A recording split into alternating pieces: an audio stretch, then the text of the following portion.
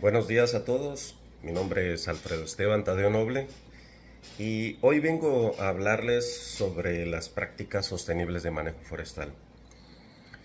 Primero hay que definir que las prácticas de manejo forestal son un conjunto de acciones y estrategias orientadas a administrar a los bosques para que estos mantengan ya sea su productividad, su diversidad, que sean capaces de regenerarse y que mantengan esa vitalidad con la cual la conocemos, nos sigan proporcionando servicios ambientales, obviamente los beneficios económicos que de ellos emanan y que la presión sobre ellos no se manifieste en la sociedad. O sea, la sociedad se sienta satisfecha con el bosque que existe.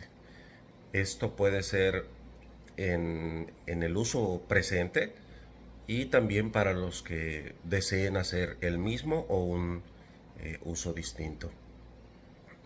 Estas prácticas buscan equilibrar el aprovechamiento de los recursos, eh, obviamente para mantener ese equilibrio entre la parte de aprovechamiento, el, el beneficio económico y la satisfacción social.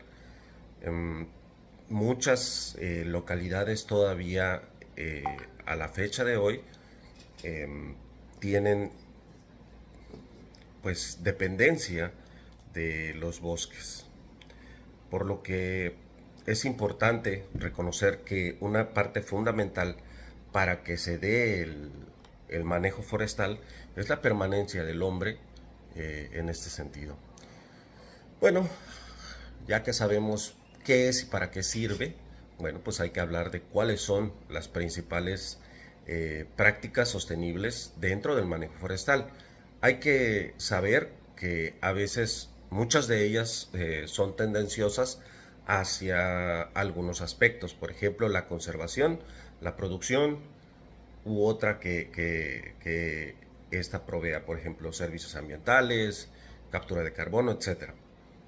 Entonces, la primera para nosotros más cercana es el aprovechamiento selectivo de árboles, entendiéndose como la extracción de árboles que ya han llegado a su madurez y que presentan daños, que presentan algún síntoma de decadencia o de senectud y se deja el espacio libre, obviamente porque estos árboles en su mayoría, no siempre, pero en su mayoría son árboles grandes que ocupan un gran espacio, ya sea de copa, y que con el tiempo han dejado descendencia y esto permite que se conforme otra vez un bosque joven y siga el camino del bosque.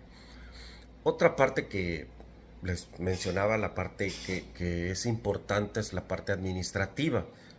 En muchos de los casos, los bosques, principalmente por ejemplo, aquellos que están en áreas naturales protegidas, deben de tener un programa de manejo, eh, que son documentos que manifiestan las actividades o acciones que se deben de realizar en el área en un tiempo determinado. Y, eh, y mencionan qué actividades se permiten en ciertas áreas. No es solo un documento para decir cuánta madera extraer, sino también para iniciar un programa de ordenamiento, porque dentro de ese documento se establecen las áreas que no entrarán dentro del programa y se definirán las áreas que sí se consideran para productividad. Otra de las prácticas sostenibles pues son la protección de las áreas. Nosotros le conocemos como ZPA, zonas protectoras de agua. Son unas franjas que se dejan alrededor de los cuerpos de agua. Estas pueden tener una dimensión diferenciada según el tamaño del caudal que tienen los ríos o lagunas o la necesidad, la fragilidad que pueda tener también el suelo. Si es un suelo muy arenoso, con mucha pendiente, las franjas pueden ser más grandes. También otra de las prácticas que son muy comunes es la protección de suelo. Eso puede ser con cobertura, con ya sea zacates o utilizando algún tipo de planta que provea cobertura. Me imagino que lo han visto en campo, acequias, algunas como barreras vivas, cultivo en terrazas, etcétera, que en su combinación, en realidad, las obras de conservación de agua en realidad deberían de ser o se deberían de considerar como obras de conservación de suelo y agua. ¿Por qué? Porque acompañado del agua es como se va la mayor parte del suelo. Aunque la erosión también puede ser por aire. Y para ello podemos utilizar barreras vivas o barreras de contención, barreras de árboles que limiten el correr del viento en las áreas agrícolas o en este caso en las áreas de inicio de plantación, porque es cuando es más peligroso. Aunque no es una práctica, pero sí es muy importante la participación comunitaria dentro del manejo forestal.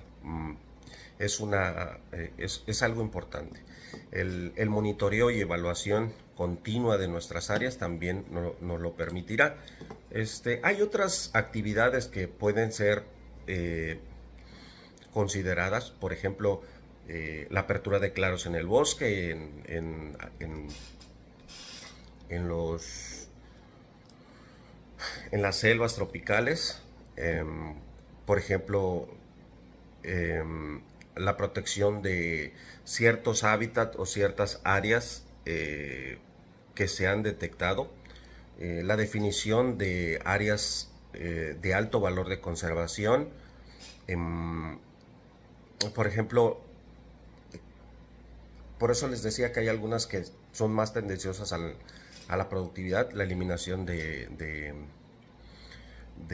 lianas, la poda de árboles, ya sea en plantaciones o en el caso de la apertura de claros,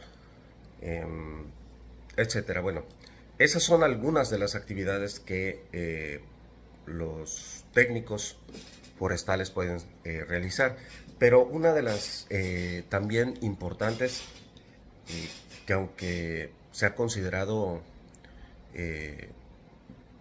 muy importante en los últimos años, es la certificación forestal, la cual pues manifiesta la manera en la que se está manejando el bosque, y es un certificado que garantiza que los bosques sean manejados correctamente. Y bueno, aterrizando para responder su pregunta, ¿cuáles son los principales obstáculos que enfrentan los técnicos forestales y las comunidades para implementar ese tipo de prácticas? Por ejemplo, en el ejido Nojbec y en algunos otros ejidos aquí en la península de Yucatán, en los años 90 a 2000, se implementó un sistema que se llama RIL, Reduced Impact Logging, o aprovechamiento con impacto reducido.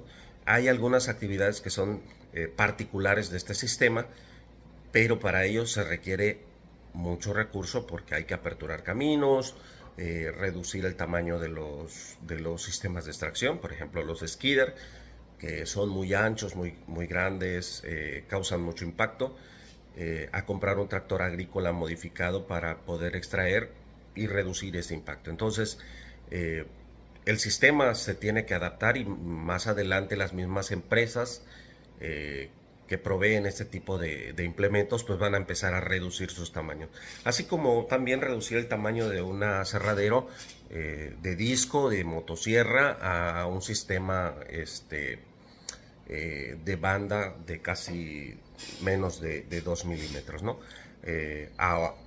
Por ejemplo, a los que estamos acostumbrados, un un Logosol o estos, a reducirlo a casi 1 milímetro, una sierra muy pequeña. Entonces, uno de los primeros obstáculos es la limitación de acceso a financiamiento. Entonces, muchos proyectos carecen de inversiones iniciales, lo cual pues condiciona la capacitación para implementar nuevos procesos, capacitar al equipo, comprar equipo sofisticado. Por ejemplo, estamos hablando de un dron, por ejemplo, para detectar incendios, o realizar un vuelo LiDAR, o equipos tan sencillos como GPS, cintas, forcípula, pistolas de medición, eh, todo lo que parte de equipo. O sea, ya hay mucho equipo sofisticado ahora que es muy preciso. Eh, Obviamente ese retorno pues es a largo plazo. Entonces también otra de la parte que es muy importante es la falta de capacitación técnica, que muchos técnicos salen de la universidad o de un estudio técnico o de un bachiller, por ejemplo, un bachiller técnico como los que hay en, en el centro del país, en Michoacán, eh, y se quedan ahí con ese conocimiento. O sea, no se vuelven a actualizar, no se actualizan. La actualización tiene que ser continua. Entonces, tanto para los técnicos como para las comunidades, se debe traducir en capacitación continua. Se deben de hacer planes de capacitación para que ellos puedan estar a la vanguardia. Otro de los obstáculos muy importantes es los trámites burocráticos.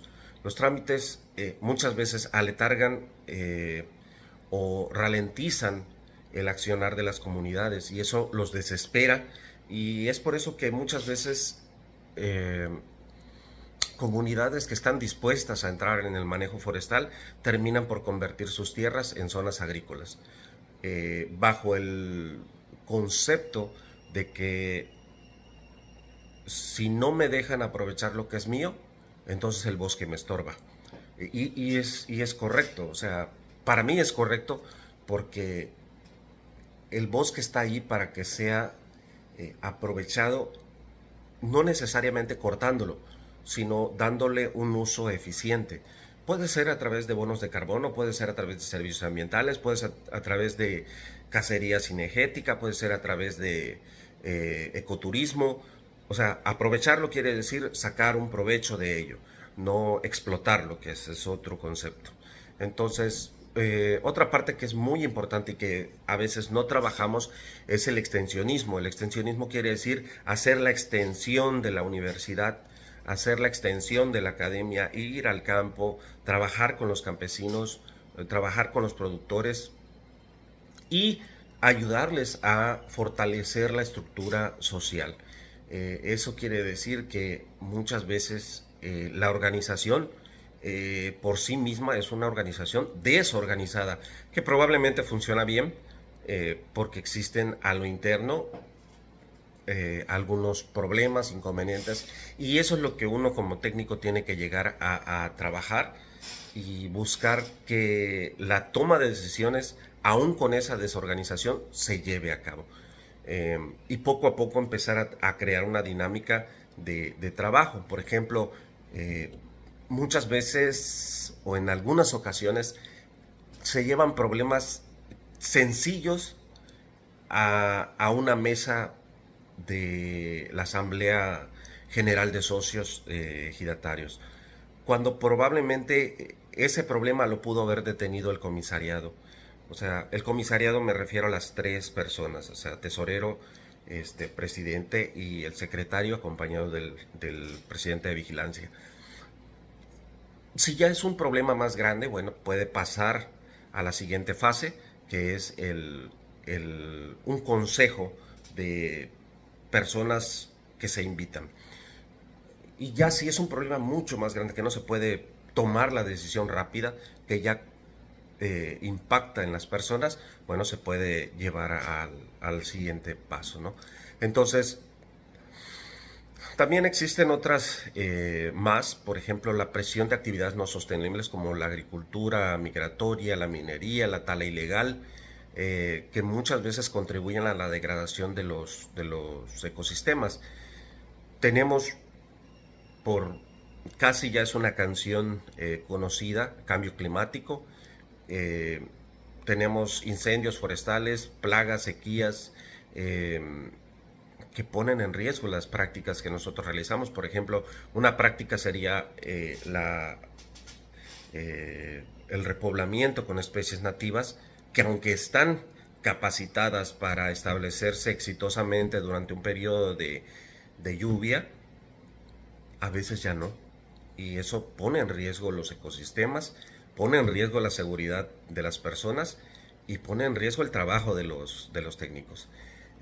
Tenemos también ahora, pues, aunque es un tema un poco conflictivo, la inseguridad en generalizada. Pues eso que ocasiona, pues, que ya no hay libertad de trabajo. Muchos productos ya no tienen mercado, ya cada vez se cierra la brecha para poder comercializar libremente nuestros productos. Hay candados a nivel de mercado y de exportación. Se requieren muchos permisos, otra vez la burocracia.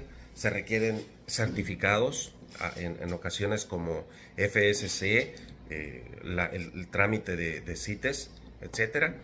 Y bueno, y finalmente, para mí, la ausencia de políticas públicas coherentes. O sea, ojalá que los que estén viendo, a los que llegue este mensaje, pues puedan generar políticas públicas coherentes, porque la fragmentación entre estas dos vertientes, entre lo forestal, lo agrícola, lo ambiental y el desarrollo rural, van en caminos diferentes. O sea, el mensaje eh, a nivel público es otro, pero la fantasía siempre busca la parte forestal. O sea que todos queremos bosque. Yo siempre comento esto, que solo cuando, lo comento en dos sentidos. Dicen que al mango solo se le acercan cuando da frutos.